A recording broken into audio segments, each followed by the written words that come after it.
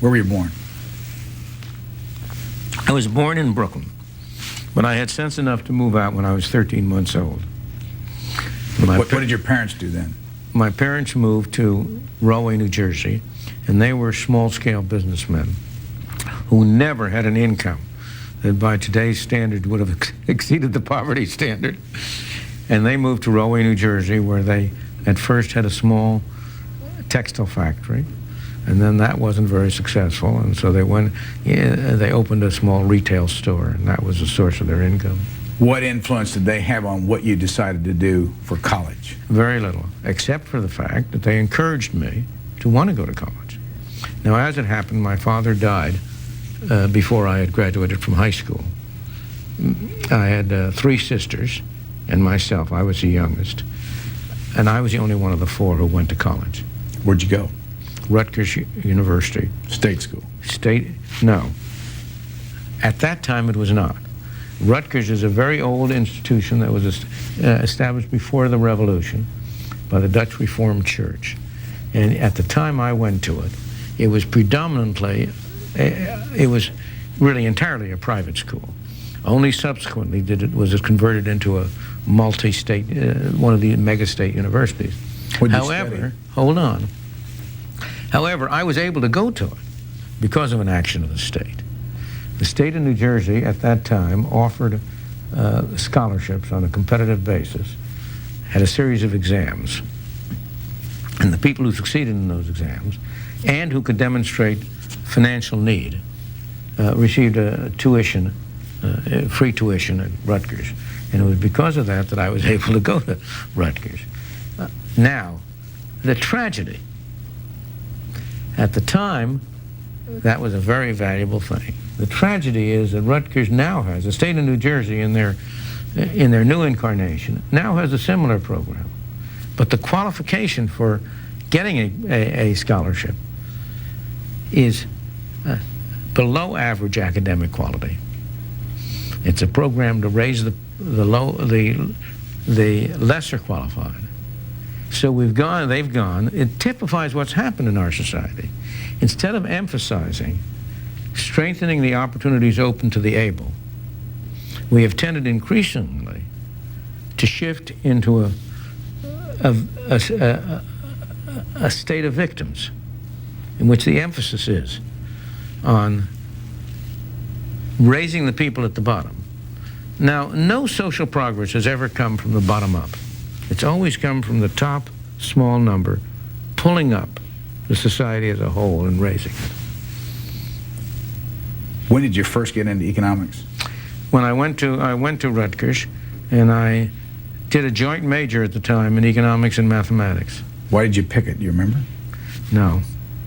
Well, I know why I picked I like mathematics, and I was good at mathematics, and I wanted to be able to earn an income. I may say, I worked my way through school, of course. I earned my own income, and I wanted to be able to earn an income.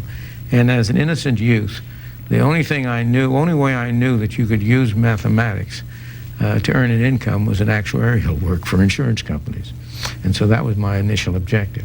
How I got into economics, I don't know, but somehow or other I did get into economics. Now, by the time I graduated in 1932, the situation was very different. We were in the midst of the worst depression we've ever had. The major problems of the country were economic, and it's natural that I would have been interested. As it happened, I was very lucky. When I graduated in 32, I was able to get the offer of 2 scholarships, tuition scholarships. One from Brown University in applied mathematics, and one from University of Chicago in economics. And it's easy to know why I took the economics at that time. And I got a couple of your books. How many have you written, by the way? Oh, I don't know, 15. The bestseller? The bestseller is undoubtedly that one, Free to Choose, which was written by myself and my wife. It was based on the TV program of the same title. It was a 10-part TV program that was shown in 1980 on PBS. And in reverse of the usual procedure, the TV program wasn't based on the book. The book was based on the TV program, because I insisted that I was not going to talk to a written script for the TV program, but I was just going to talk. And then from the transcript of the TV program, we developed a book. And it's undoubtedly the bestseller, although the other one you have there, Capitalism and Freedom, again, this is a very interesting contrast. That book was published in 1963. At the time it was published, it was so out of favor, so much outside the atmosphere, intellectual atmosphere of the time, that it was not reviewed in any major paper or magazine other than The Economist of London. It was not reviewed by the New York Times, by the then Herald Tribune, Time, Newsweek, none of them reviewed it. And yet, over the subsequent, well, that's what, 30 years, it has sold something like 500,000 copies. The tie you have on. That's Adam Smith's tie. Adam Smith comes up in all your books. Oh, of course. Adam Smith was a founder of modern economics. When did he live? In the 18th century. The book,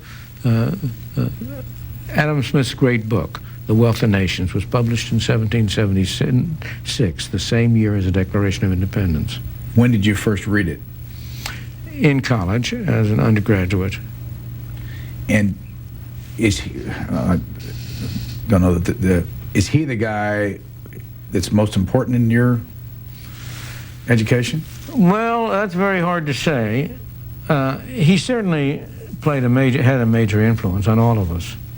But after all, I think the influence when you get an education comes from people who are living people, not from books. Books influence you. There's no doubt about it.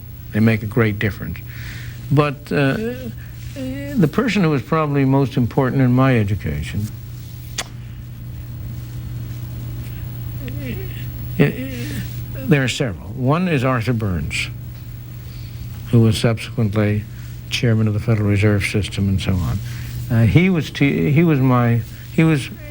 at Rutgers, and he taught me as an undergraduate, and he was really was my mentor for a large part of my professional career. I owe a great deal to Arthur.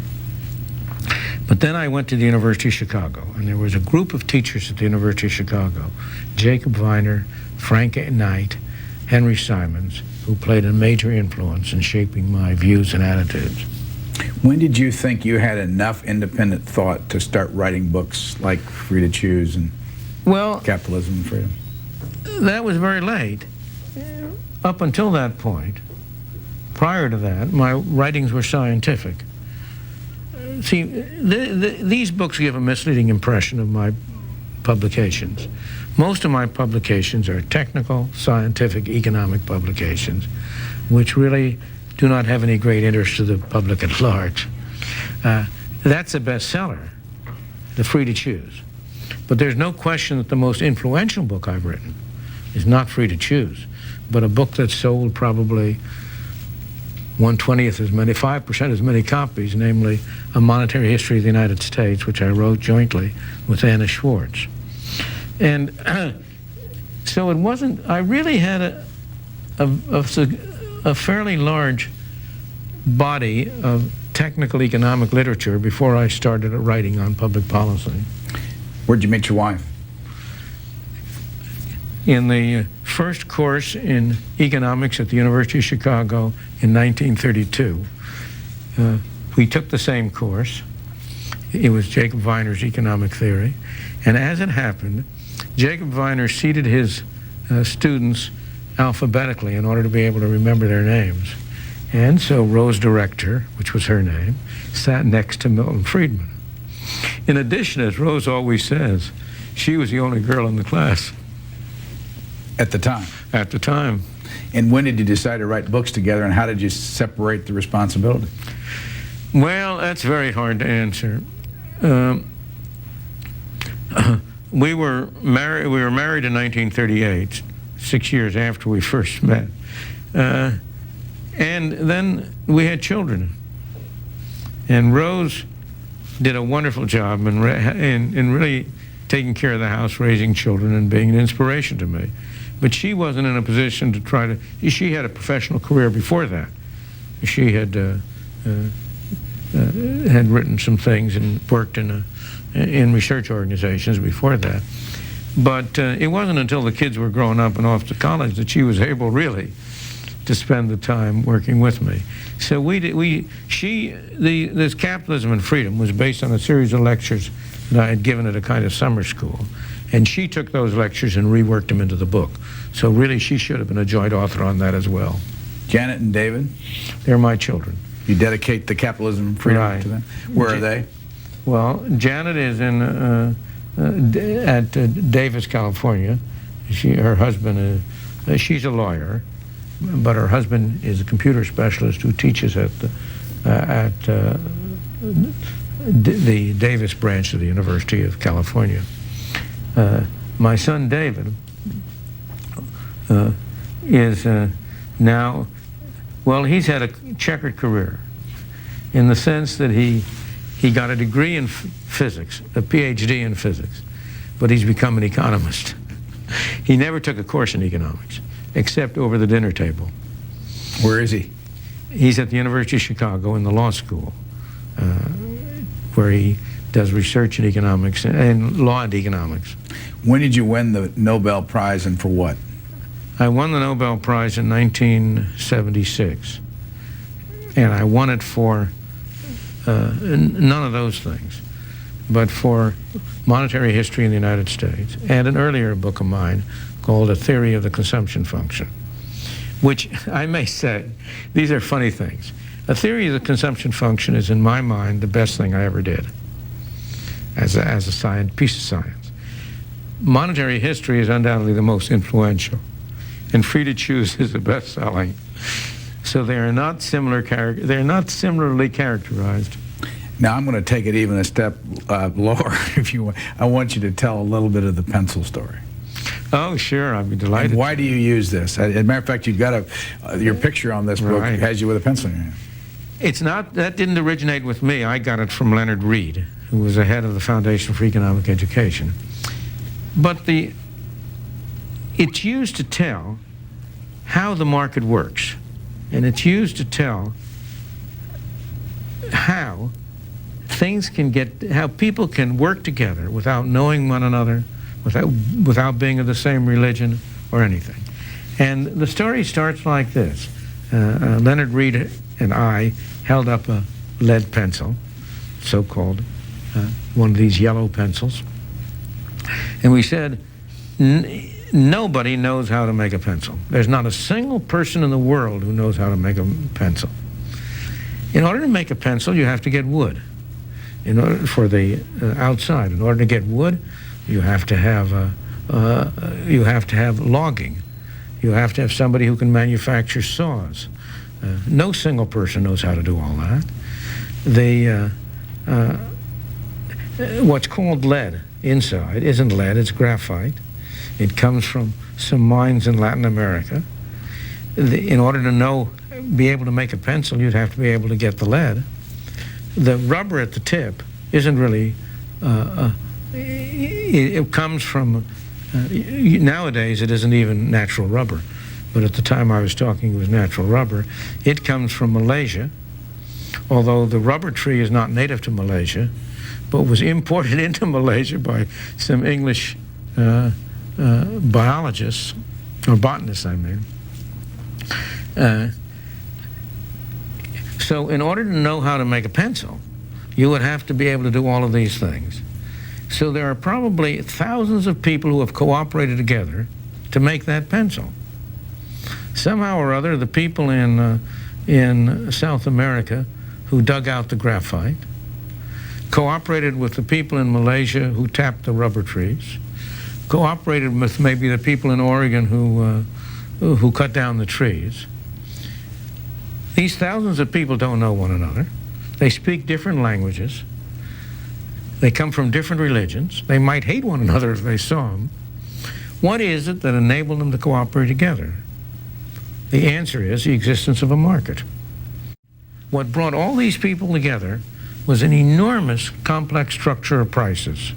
The price of graphite, the price of lumber, the price of rubber, the wages paid to the labor who did this, and so on.